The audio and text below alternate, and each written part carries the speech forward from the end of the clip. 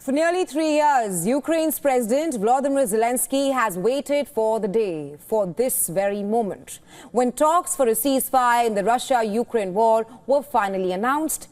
And the talks have been announced between Trump and Putin in Saudi Arabia. But is Zelensky going to be a major part of it? That remains uncertain at this point of time. And perhaps in a nutshell, sums up where Zelensky stands today. On the periphery or not there altogether. A conversation about his own country where he may have no part to play. According to reports, ever since Trump returned to power, Zelensky had hoped to meet Trump in person to discuss matters pertaining to the ceasefire. But that never happened. In fact, it was during U.S. Secretary of Treasury Scott Bessent's brief visit to Kiev that news broke out about Trump being busy elsewhere.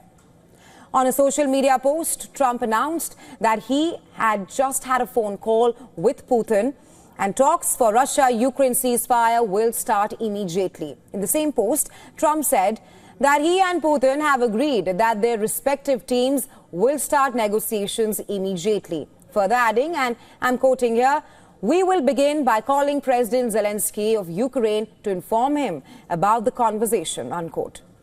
Now, what does all of this tell you? Is Zelensky an afterthought for Trump? Perhaps he is. This is the same Zelensky who not long ago was sought after by world leaders who were ready to travel on a fortified train just to meet him in person. And now, he seems to be nowhere on Trump's priority list. According to reports, Trump and Putin set the tone for the potential ceasefire meeting, while Zelensky seems to have got the post brief.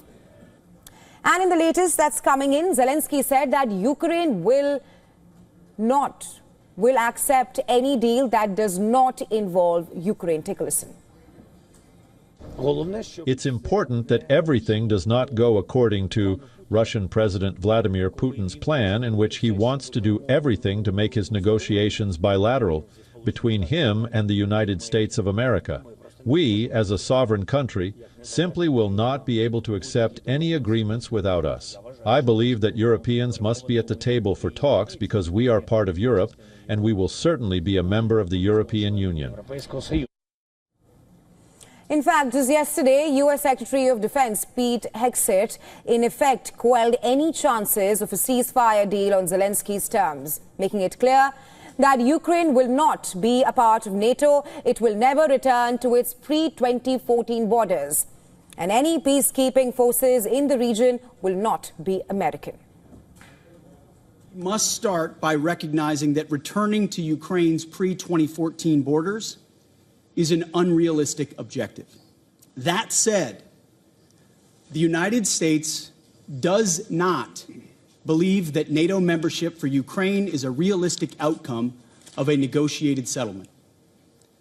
Instead, any security guarantee must be backed by capable European and non-European troops. As part of any security guarantee, there will not be U.S. troops deployed to Ukraine. Hegseth's statements were reportedly a major blow to Zelensky, who had openly demanded for security guarantees from U.S. and terming any peace deal without Americans to be, and I'm quoting here, worthless. Hegseth has put aside any hopes of that right now. Earlier this week, Zelensky said he will be open to a peace deal where Russia carried out a straight territory exchange, offering pockets of Kursk that Ukraine holds, a proposal that the Kremlin rejected. According to reports now, in the aftermath of Trump and Putin's call and the statements made by Hegseth, Zelensky's hope of a land exchange proposal seems implausible.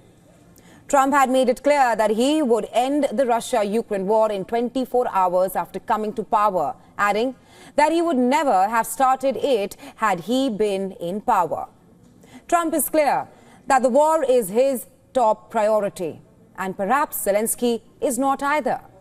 He seeks to make a peace deal with Putin, and Zelensky may just not be a factor in it.